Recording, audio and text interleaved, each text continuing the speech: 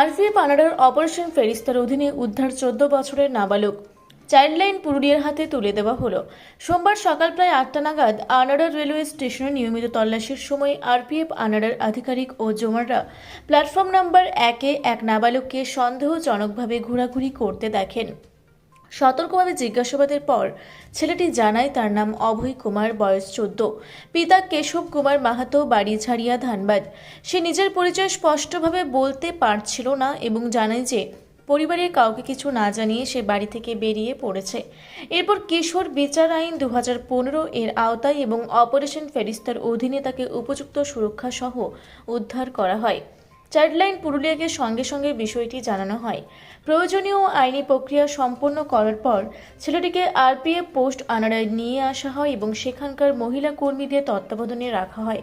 পরে সমস্ত কাগজপত্র সম্পন্ন করে তাকে চাইল্ডলাইন পুরুলিয়ার হাতে তুলে দেওয়া হয় যাতে তাকে সঠিকভাবে তার বাড়ি পৌঁছে দেওয়া যায়।